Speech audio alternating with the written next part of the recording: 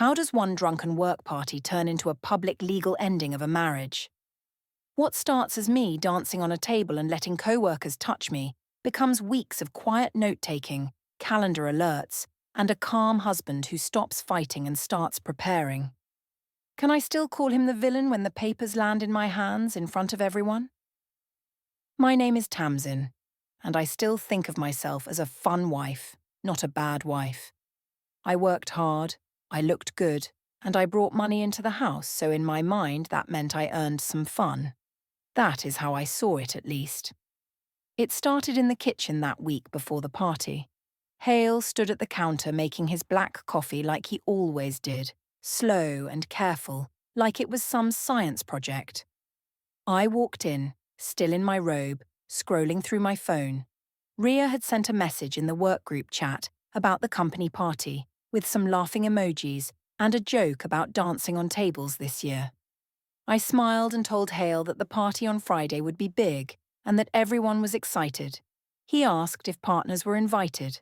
I told him it was just for staff and that it was normal, that no one wanted a boring spouse standing in the corner. He asked what I meant by boring. I said he would hate the music and the small talk anyway. He went quiet, and I rolled my eyes, because that was his thing when he did not like something. Silence. Later that morning, I stood by the fridge to grab milk, and I saw a new note on the wall calendar. The calendar was usually my mess, full of arrows and crossed-out days, but his handwriting was neat and small in the corner of Friday. It said downtown 9:40 a.m. I asked if he was going to a doctor or something, and he said it was just personal errands. I laughed and told him he was getting old if he needed to write down one little appointment. He just said it was easier to keep things organized and went back to his coffee. I remember thinking that he was being dramatic, because who plans life by the minute like that? On the way to work, I messaged Ria and told her that my husband was already complaining about the party. She replied that some men did not understand that a fun wife was good for their ego. She sent a meme about a jealous husband, and I laughed out loud on the bus. I wrote back that Hale thought he was just concerned, and she said he sounded like an old man, not even 40 yet. I agreed, and in that moment I really believed it. At the office, people talked about the party almost more than work. The open plan floor was buzzing. Ria leaned on my desk and asked if I had picked an outfit yet. I told her I would probably wear that short black dress that she liked on me. Marco from sales walked past and heard us. He asked if my husband would let me out in a dress like that. I smiled and said my husband knew I was not property. Ria laughed and told Marco that my husband was nervous already. He joked that some men were not built for fun wives and that I would just have to show the office how it was done. I laughed louder than I had to because I liked the way everyone looked at me when he said that. At lunch, Hale called. He asked how work was. I said it was fine and busy. He asked about the party again and wanted to know the time I would be home. I told him I did not know, maybe late, and that he should not start things. He said he was not starting anything, he was just worried about drinking and videos. I told him that it was 2020's life, that every party had videos, and if he wanted a girl who stayed home in a sweater, he should have married someone else.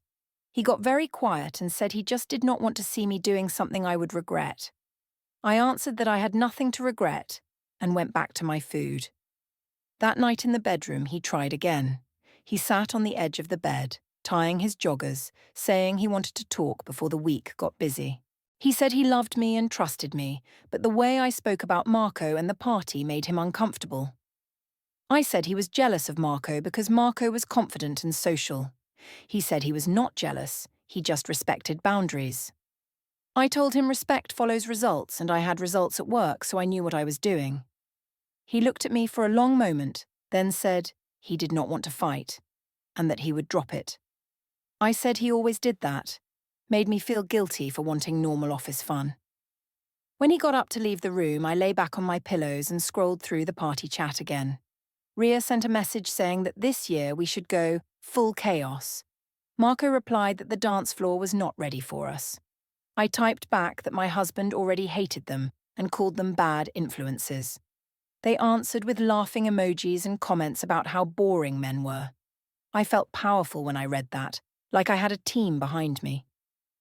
Hale came back from the bathroom, but he did not get into bed next to me like he usually did. He walked to his side table, picked up his phone, and checked something, his face lit by the screen. Then he turned, said he was tired, and told me he would sleep early. He set his alarm, put the phone on to not disturb, and lay with his back to me.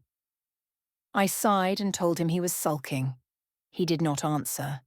I watched him for a moment, the way his shoulders seemed tight, even while he pretended to relax. His phone screen flicked on once more, bright in the dark room, showing a quick preview of a message. I only saw one word, follow up, on a muted thread, before the light faded again and the bedroom door frame caught that last bit of glow as he turned away. The next days at the office felt like one long build-up to the party, and I leaned into it in a way that even I now admit was a bit much. Though at the time I told myself I was just being social and ambitious. Ria kept stopping by my desk with new ideas for our outfits, saying we had to look like the main characters this year, and I loved how that sounded. She asked what Hale thought, and I told her he was already nervous and making comments about drinking and videos. She said he sounded like a strict dad, not a husband, and that made me laugh loudly on purpose so the people around us could hear. Marco wandered over more than usual too, always with some excuse about needing marketing input, but really he just liked to stand close and make small jokes. He asked if my jealous husband had calmed down yet, and I said my husband cared more about Wi-Fi speeds than about my social life. Ria snorted, Marco grinned, and I felt that warm rush of attention that I missed from before Noah was born. I told myself it was harmless, that flirting was just office culture, that married people who never got this kind of energy ended up dead inside.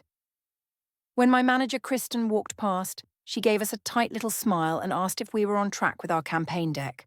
I said of course, and I added that I had already pulled late nights for it. She nodded and said she appreciated my work, but also reminded me we had a reputation to keep at events. I brushed it off as her being stiff and older than she really was. I thought she was just nervous because she did not have our kind of charisma. After work one evening, I took the long way home, stopping at a shop to look at dresses. I tried on a short black one with thin straps and sent Ria a photo from the changing room. She said it was perfect and that Marco would probably pass out when he saw me. That made me smirk. I messaged Hale a simple note saying I bought a new dress for the party. He replied asking if it was work appropriate, and I answered that it was not his decision. When I got home, I walked into the kitchen and did a small spin showing the dress. Hale looked at it for a moment and said it was pretty but maybe not the best for a work event with cameras everywhere. I told him he was sexualizing me in his own head and that he should trust I knew my limits. He said he was not accusing me of anything, just worried about how people might twist things. I rolled my eyes and told him if he trusted me, he would not talk like that. In my mind, I had already decided that hurt feelings from him were a small price for the high I wanted on that dance floor. Later that week, I walked past the guest room, which he had started using as a study. The door was half open, and his laptop sat on the desk with a spreadsheet on the screen. I saw lines of dates and small notes next to them before he noticed me. There were a few that lined up with arguments we had had, which felt strange. He quickly clicked away from it and asked if I needed something. I joked that he was turning into a human diary and should get a hobby. He just said he liked to keep track of things so he did not get confused in his own head. His phone alarm went off, a short buzz from the nightstand in the guest room, and I glanced over to see the label. Paper drop, 3:15 p.m. I laughed, said it sounded like some spy movie, and asked if he had become a courier. He only smiled a little and said it was just a reminder. He took a slim manila envelope from the dresser, slid it into his bag and left without drama. I brushed it off as him being extra about work or banking or whatever, and I told myself he was trying to match my busy life with his little errands. The next morning at the office, the mood was even louder. People made lists in the group chat of who would get the most drunk, and my name showed up near the top with a bunch of clapping emojis. Ria came over and asked if I had told Hale I would behave, and I said loud enough for another desk cluster to hear that I was not a teenager asking a parent for permission. One of the guys in sales laughed and said he wished his wife was as chill as me. I liked that. It made me feel above other women, like I had hacked the system by being both married and wild. During a coffee break, Kristen quietly pulled me into a small meeting room and said people were already talking about the party, and not only in a positive way. She mentioned that social media and office gossip could be harsh, and that as a woman I had to be extra careful. I felt like she was trying to control me, so I told her this was normal company culture now, and that if they wanted more clients, they needed faces like mine having fun. She sighed and said she just wanted me to protect myself. I walked out feeling judged, and I told Rhea later that Kristen was jealous and old-fashioned. Rhea completely agreed, saying that older women always tried to pull younger women down when they still had options and energy. When I got home that night, I found Hale in the kitchen, but his keys and wallet were no longer on the little bowl near the door. They were on a new small tray set up on the guest room dresser. I asked why he moved them, and he said he preferred to keep his things in one place where they would not get mixed with mine. That sounded so cold to me. I pointed at the mail stack on the counter and reached for a letter, and he quietly took it, saying he would sort the bills and that it was easier if he handled payments from now on. I snapped that he was acting like I was irresponsible, and he replied that he just liked clear lines. He did not raise his voice once. That calmness annoyed me more than if he had yelled, because I could not pin the villain role on him so easily. Later in bed, he checked his phone, answered a muted call from a private number in the hallway, then came back and lay down on his side, facing away. I told myself he was playing some power game, distancing himself to manipulate me, and I swore I would not give him the satisfaction of seeing me worry. Instead, I opened the party chat and watched the newest messages roll in, including one where Marco teased that he wanted a front row seat to Tamsin's table show. The night of the party felt like another world, and I still tell myself that anyone in my position would have done the same, because it all moved so fast and everyone expected me to be the fun one. At the office, the workday barely mattered. People walked around with glitter on their faces and spare shoes under their desks. Rhea came to my desk with a small makeup bag and said we should get ready early in the bathroom. I changed into the short black dress and heels, and she said I looked like I belonged in a music video. Marco saw us as we came out. He whistled and asked if my husband knew how lucky he was. I said my husband was home with his spreadsheets and that he would complain no matter what I wore. Everyone laughed, and that sound hit me like a shot. The rooftop bar before the main event was even wilder than I hoped. The air was cool, lights from nearby buildings blinking around us, and everyone ordered cocktails like water. Rhea handed me a drink and said tonight we were single in our heads. Marco slid in on my other side, shoulder-brushing mine, and said he wanted to see me in full party mode for once. I told him I had been in mom mode for years and deserved a night off. When Hale texted asking if I got to the venue okay, I stared at the screen for a second, then replied with a photo of my drink and a smiling face. He wrote that he hoped I remembered our talk and did not drink too much. I rolled my eyes, showed the message to Rhea and Marco, and said he was trying to control me. Rhea told me not to let a man dictate my fun, and Marco joked that he would look after me better than my own husband. I laughed and did not push his arm away when he hooked it lightly behind my chair. Inside the hotel ballroom, the music was loud and the lights low, and I felt like I stepped out of my normal life. People danced in groups and pairs, the bar line was long, and my team kept putting fresh drinks in my hand. I told myself I was not that drunk, just loose, just relaxed. At some point, a chant started near our table, half joking at first. Someone called my name and shouted that I had promised a show this year. Rhea repeated it, louder, banging her glass gently on the table.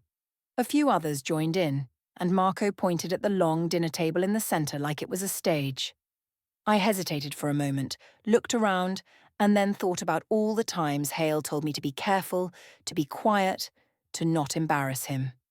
A stubborn anger rose up, mixed with the alcohol. I thought if he wanted a quiet wife, he should have picked someone else. He knew who I was. I kicked off my heels, climbed up onto the table with help from Marco's hand, and everyone around us shouted and laughed. The music thumped through my legs, and I moved my hips and shoulders, feeling the fabric of my dress stretch tight. People held up their phones, little screens glowing, framing me from all sides. Ria yelled that I was killing it, and Marco stood at the side of the table, hands on my calves, guiding me so I did not fall.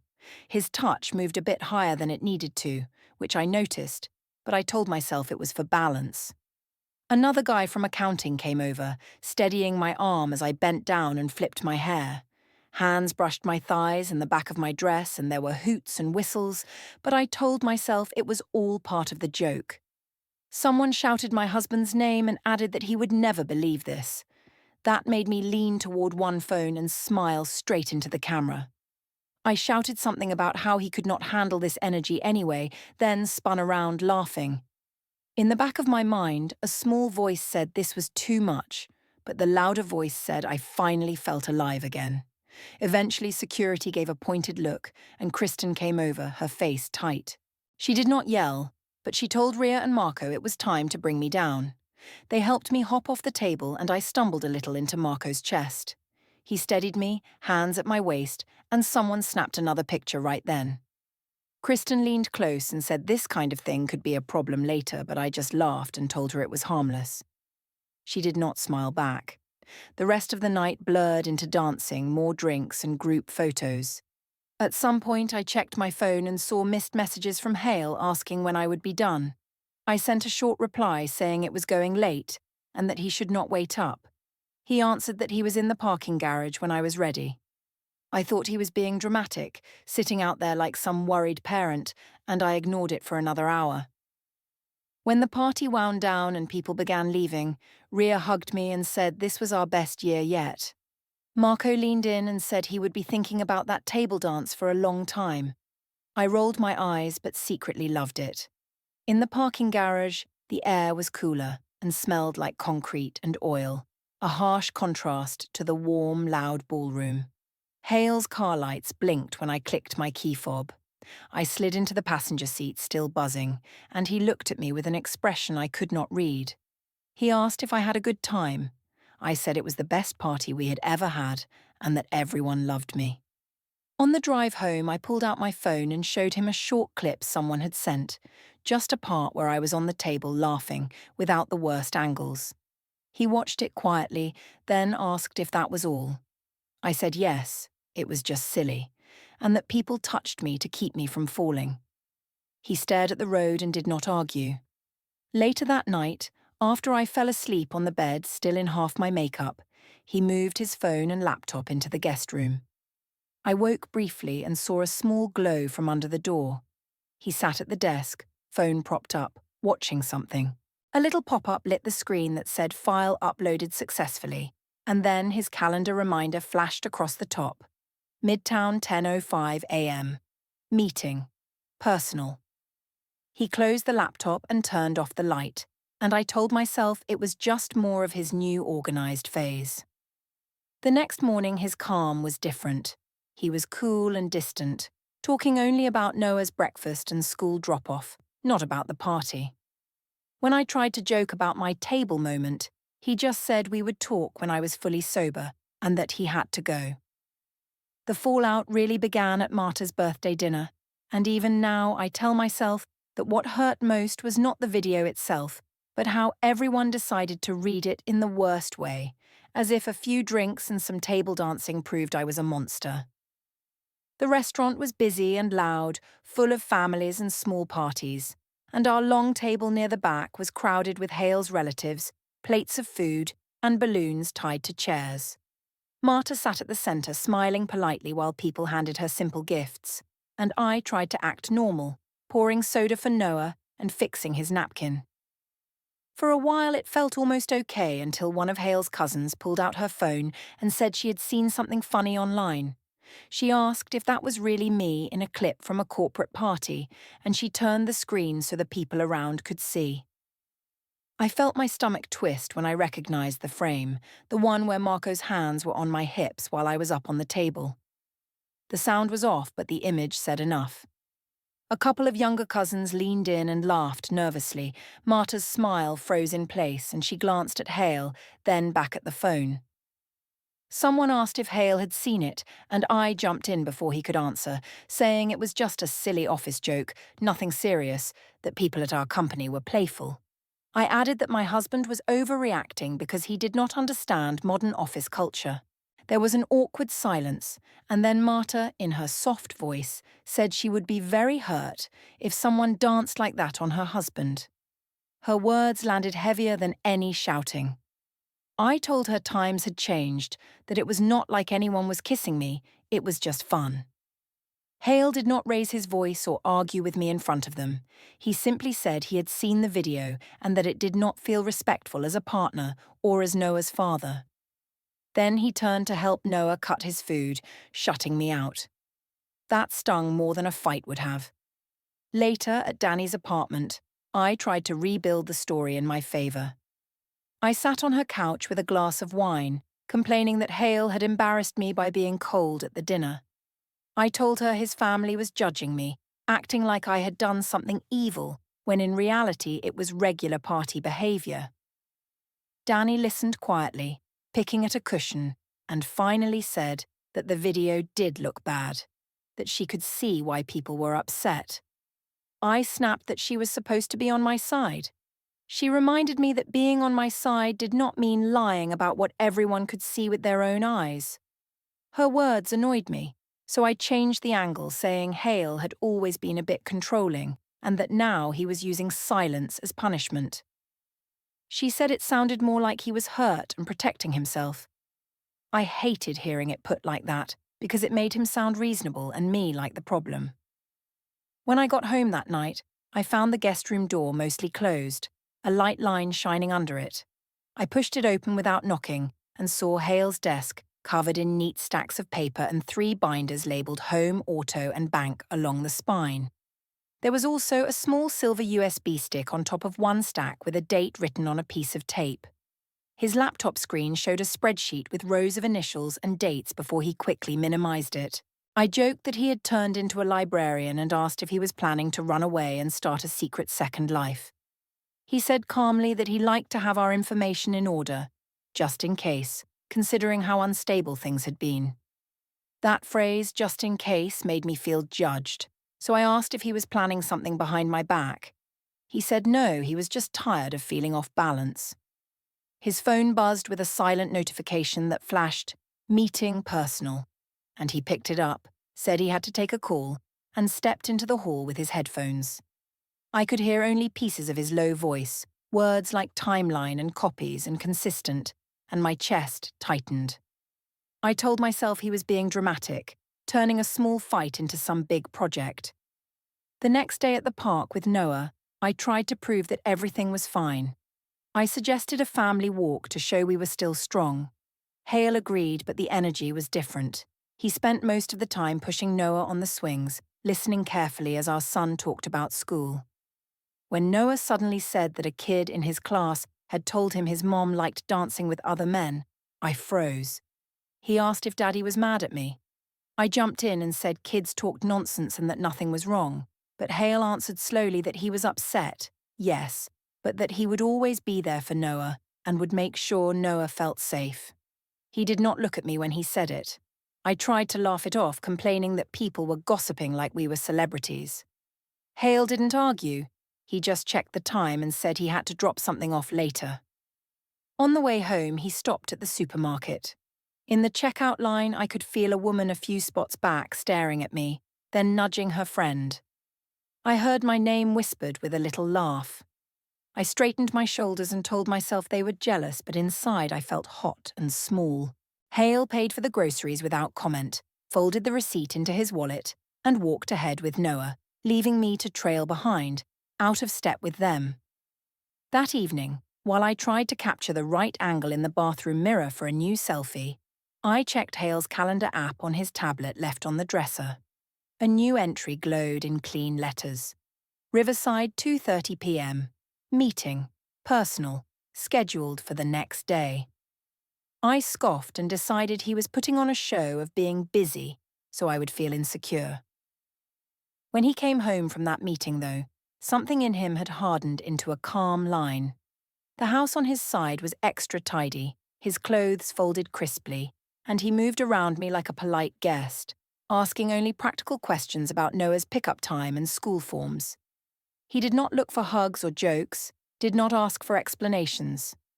I kept telling myself he was playing some Cold War tactic, and that if I pushed him hard enough, he would finally break, and we could have the big conversation on my terms.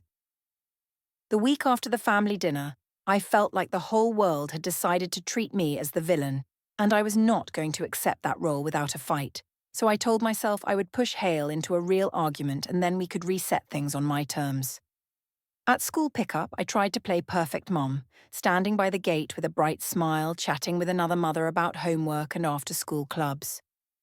Hale arrived straight from work, shirt neat, face calm, and went straight to Noah, asking about his day and listening carefully. A teacher walked over and said there was a note in Noah's folder. Hale thanked her and opened the backpack right there, reading the paper while I stood by, waiting for some sort of normal conversation. Instead, he folded the note, said he would handle it, and told Noah they had to remember the library books next time. On the walk back to the car, I brought up the party again, insisting things had gotten out of proportion. I said people were acting like I had gone home with someone, when really it was just dancing. Hale did not react the way he used to. He did not raise his voice or show hurt. He said only that actions have public consequences and that he was thinking about what would be best for Noah long term. That phrase, long term, made me roll my eyes. I told him he sounded like he was on some talk show. He did not respond, just opened the car door for Noah and then went around to his side. Back at the apartment, the kitchen smelled like coffee and dish soap, and the counter was almost too clean, with only 2 mugs placed far apart, one near the sink and one on the opposite end near the stove. I reached for the closer mug, then noticed it was his, a darker colour, and my hand paused. Without thinking, I moved it near mine, trying to erase that stupid little line between us. When Hale walked in, he glanced at the mugs but said nothing, just took his cup, rinsed it, and put it in the dishwasher. I followed him with a string of complaints, saying he made everything about control, that he was acting like some cold boss and not a husband. He calmly asked if I had checked Noah's homework, then started packing a small lunch for the next day, like I had not spoken. His calm felt like a wall I could not climb. Later, while he took Noah to brush his teeth and read a story, I went into the guest room again, needing to feel in control of something. His laptop was on the desk, screen asleep, and I tapped the touchpad. The desktop came to life with neat folders labelled Archive A and Archive B, and a spreadsheet icon open along the bottom bar. I clicked it without thinking and saw again the rows of dates and short notes, some clearly linked to our fights or to key moments like the party. Before I could scroll further, I heard the front door latch as they came back from the hallway walk that had become their little routine. I closed the file and stepped back. Hale walked in, saw the awake screen, and his face did not twist in anger like I expected. Instead, he just asked, in a very calm voice, if I could please stay out of his files, because he needed them to stay accurate. I snapped that he was acting like a cop, and that I was not a suspect. He said he was not investigating me, he was clarifying things for himself because emotions had made the past few months confusing. That sentence hurt in a strange way because it sounded like he no longer cared about my feelings at all. That night on the balcony, I called Rhea and ranted while the city lights flickered below. I said Hale had turned everyone against me, that his silence made me look guilty, that if he did not stop, I would make a long post about men who pretend to be supportive but really want to control you. Rhea was less excited now. She said the office had calmed down about the video and that maybe I should just lay low for a bit. Her lukewarm tone annoyed me, so I doubled down, saying that if Hale kept acting like this, I would drag the whole story into the open and let people judge him, not me. Inside, I could see his shadow move past the balcony door while he put away dishes and checked Noah's school bag. When I came back in, he was sitting at the kitchen table with a small stack of papers in front of him, smoothing them into a straight line. There were no logos or letters I could see, just plain sheets and a notepad with bullet points. His phone buzzed with a silent alarm, and I caught the label as it flashed before he tapped it off. Uptown, 11:50 a.m. Meeting. Personal. The next day, he left earlier than usual, dressed a bit sharper, and said he had errands. When he returned that evening, his energy had changed again, even more controlled. He asked me what time I would be home the next few nights, wrote the times down, and checked them against something on his phone. I laughed and said he was planning my life like a delivery route. He replied that schedules mattered, especially for Noah, and that surprises were not helpful anymore. I accused him of turning this into some cold business transaction, saying he had stopped being a husband and become a roommate. He did not flinch. He only said he was sorry I saw it that way, but that he had to think clearly now. That answer scared me more than if he had yelled.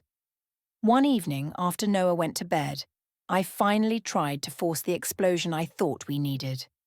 I stood in the kitchen doorway and told Hale I was tired of his distance, that either he forgave me and moved on or we ended things, and if he did not decide, I would start telling everyone what he was really like.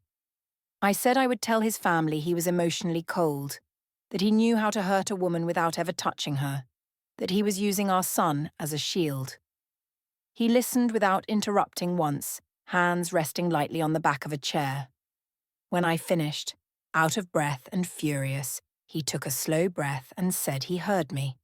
Then he said something that sent a chill through me, even though his voice stayed soft. He said he was done trying to fix things in circles, that he had gathered what he needed and spoke to the people he needed to speak to, and that from now on he would handle everything properly. I mocked him, asking what that even meant, saying he was not the kind of man who followed through. He did not take the bait. He picked up his mug, placed it back on the far counter, checked Noah's backpack one more time, and walked toward the guest room. As he did, his phone buzzed again on the table with a muted reminder, Central 9:15 a.m. Personal, glowing for a moment above the neat words Archive A and Archive B on his open laptop before he reached over and closed it. The morning the lobby turned on me, I walked in like nothing was wrong, coffee in hand, Ria and Marco beside me, and I told myself I still had time to fix everything with one good talk. The glass doors slid open, the badges beeped, and then a man in a plain suit stepped in front of me and asked if I was Tamsin Rowan. I smirked and said sure, assuming it was some survey or promotion, but he held out a thick envelope and said he was serving me with a divorce petition that included temporary financial orders, temporary exclusive use of the apartment for Hale, and a proposed custody schedule for Noah. My fingers went numb as co-workers slowed around us. Over his shoulder I saw Hale standing by the security desk with a slim folder, calm and distant. I called his name, said we could talk, that this was insane, that he was ruining my job. He only said that everything important was written down now and that I could email him about times for Noah. Then he turned and walked out through the revolving doors while I stood there holding the envelope like it was on fire.